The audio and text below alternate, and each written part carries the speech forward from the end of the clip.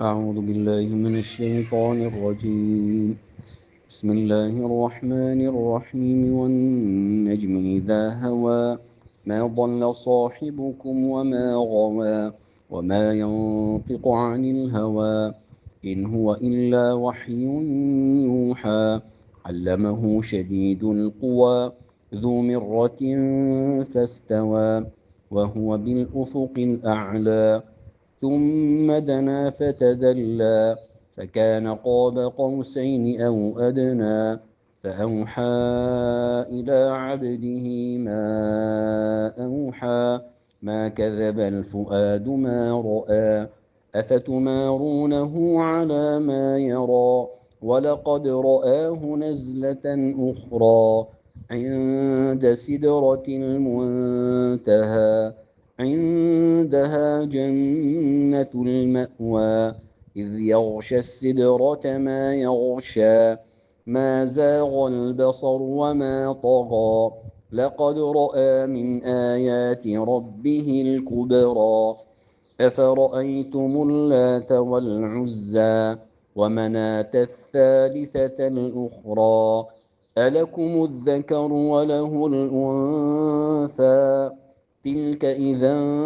قسمة ضيزى إن هي إلا أسماء سميتموها أنتم وآباؤكم ما أنزل الله بها من سلطان إن يتبعون إلا الظن وما تهوى الأنفس ولقد جاءهم من ربهم الهدى أم للإنسان ما تمنى فلله الآخرة والأولى وكم من ملك في السماوات لا تغني شفاعتهم شيئا إلا من بعد أن يأذن الله لمن يشاء ويرضى إن الذين لا يؤمنون بالآخرة ليسمون الملائكة تسمية الأنثى وما لهم به من علم إن يتبعون إلا الظن وإن الظن لا يغني من الحق شيئا فأعرض عمن تولى عن ذكرنا ولم يرد إلا الحياة الدنيا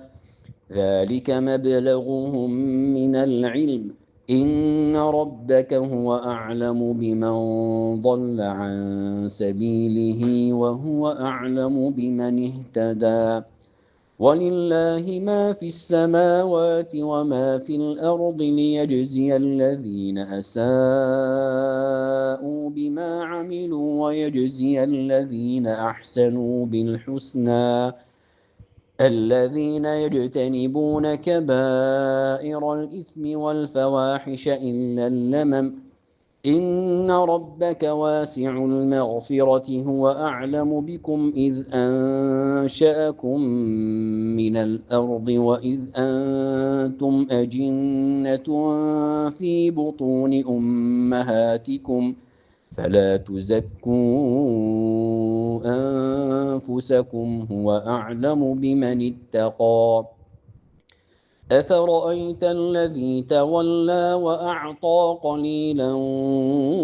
وأكدى أعنده علم الغيب فهو يرى أم لم ينبأ بما في صحف موسى وإبراهيم الذي وفى ألا تزر وازرة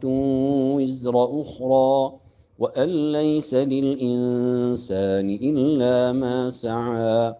وأن سعيه سوف يرى ثم يجزاه الجزاء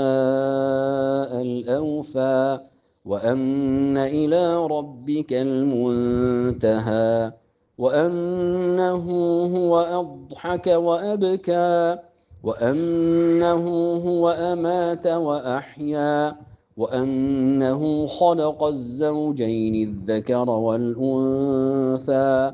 من نطفة إذا تمنى وأن عليه النشأة الأخرى وأنه هو أغنى وأقنى وأنه هو رب الشعرى وأنه أهلك عادا الأولى وثمود فما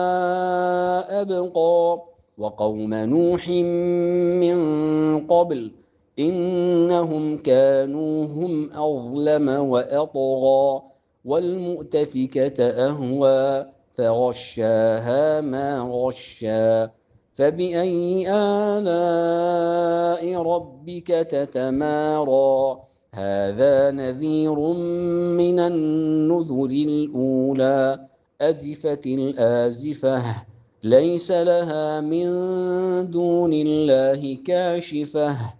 أفمن هذا الحديث تعجبون وتضحكون ولا تبكون وأنتم سامدون فاسجدوا لله واعبدوا